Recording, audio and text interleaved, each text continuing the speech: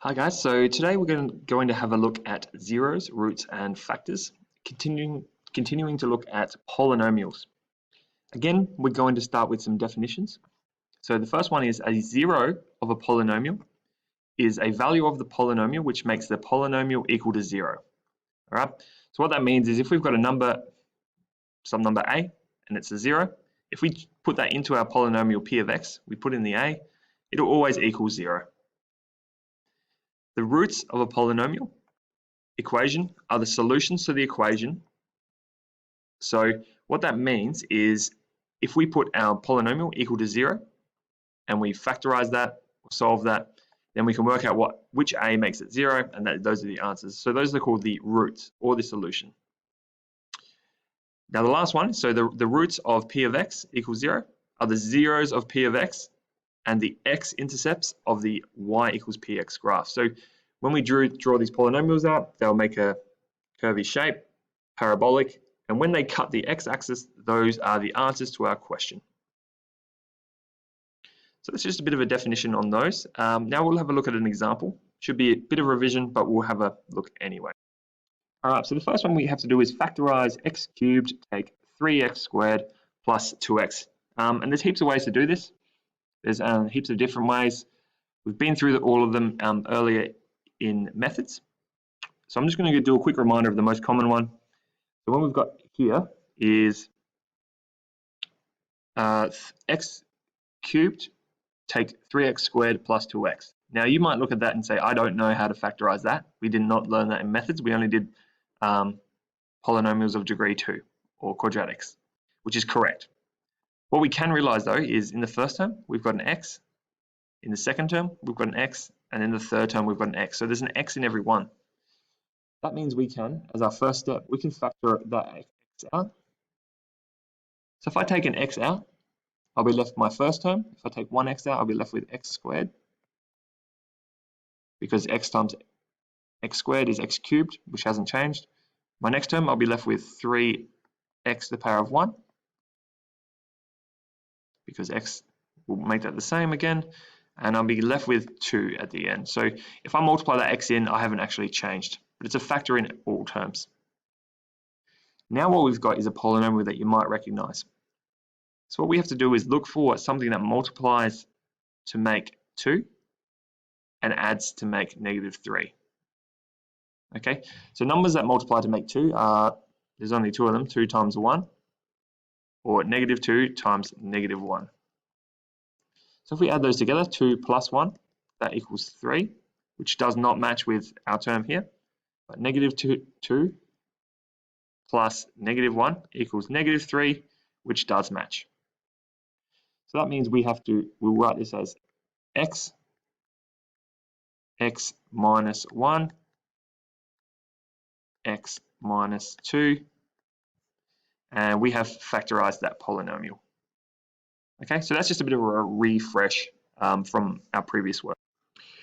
So next up, we are going to factorize another number, and we've been asked to do it using 3 techniques. All right, so there's a few of these. Our previous technique that we did, getting the common factors, isn't that obvious here. I can't see one off the top of my head. So what we're going to do is use our old friend, the quadratic formula. So, remembering the quadratic formula, and I've shown you here, we just have to plug the numbers in. All right, so here we remember that the number in front of our first term, x to the power of 2, is a. The number in front of our x is b, and our constant is c. All right, so that means our a equals 1, our b equals -4, and our c equals 53. So if I put these into the equation, I'm going to get negative of -4 plus or minus the square root of -4.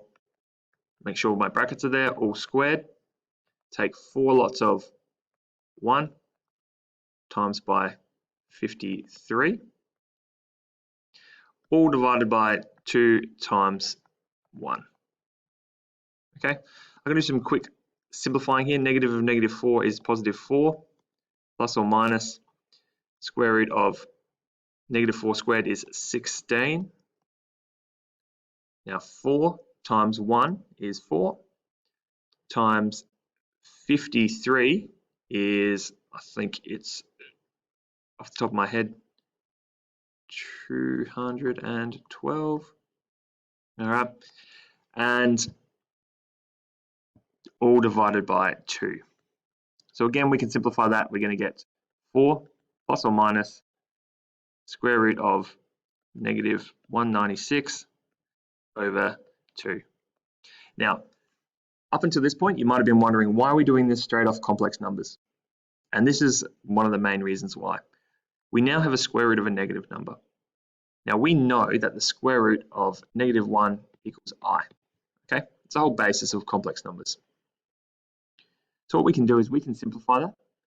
So we can get, so this next line is going to be 4 plus or minus the square root of a negative number is I, and the square root of 196 is 14. So we're going to get 14 plus or minus 14i, all divided by 2. Going to come up to the top again. So that's going to equal, so I could rearrange this to be 4 over 2 plus or minus 14i over 2. Both of these can be simplified, so I'm going to get 2 plus or minus 7i. And that's my final answer. So that's using the quadratic formula, and a perfectly good way to do it. But I have a bit of a quicker way. So the next technique I'm going to use is my calculator. So if I bring my calculator up, what I can do is, this is the home screen.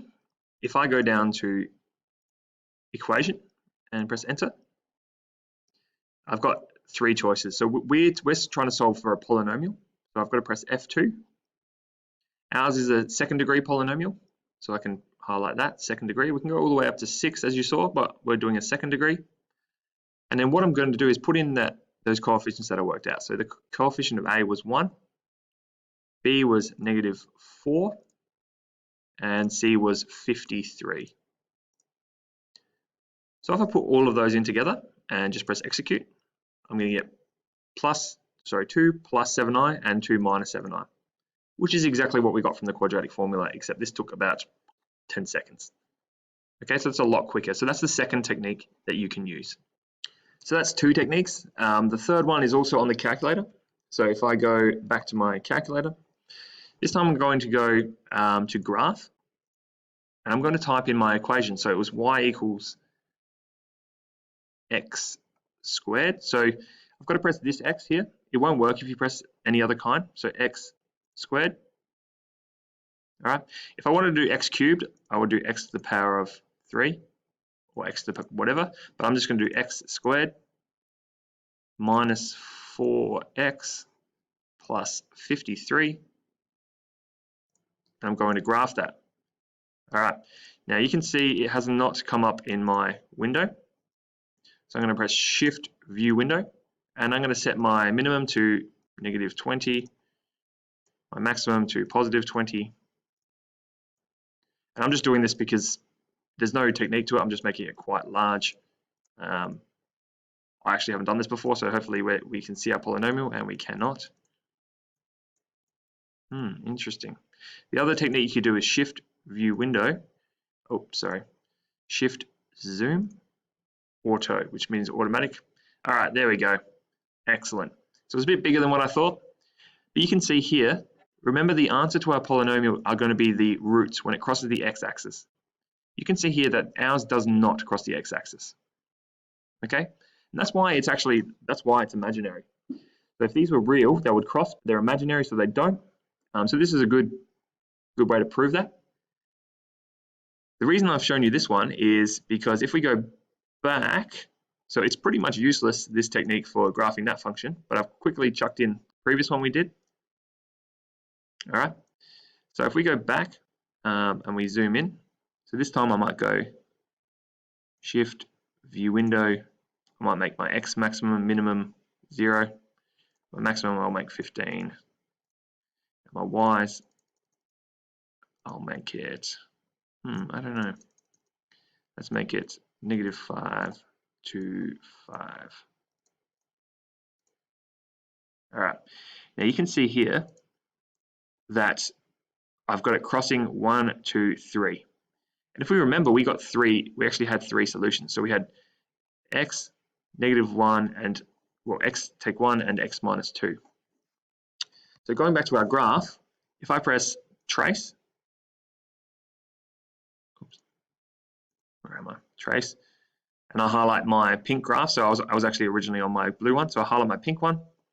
And I write shift gsolve roots.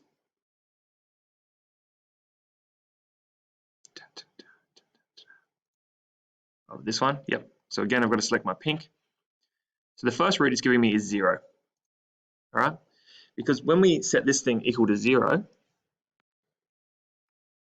when we set x minus 1, x minus 2 equal to 0, for this to be true, the first one is our x has to be equal to 0, because if this is 0, we're going to get 0 times these things. 0 times anything is 0. So that's the first answer. If we go to our next root, it's 1. And you can see, again, if I put a 1 in here, I'm going to get 1 minus 1 is 0. So my next answer is going to be 1. And that's a positive 1. And finally, I should get 2. Because if I put a 2 into here, it would also be 0. All right, so those are 3 techniques to be able to solve them. You're going to get your graphics calculator in a test or an exam, so it'll be a legitimate strategy for you guys to use. All right, so thank you very much. Hopefully we can have a go at some of these now.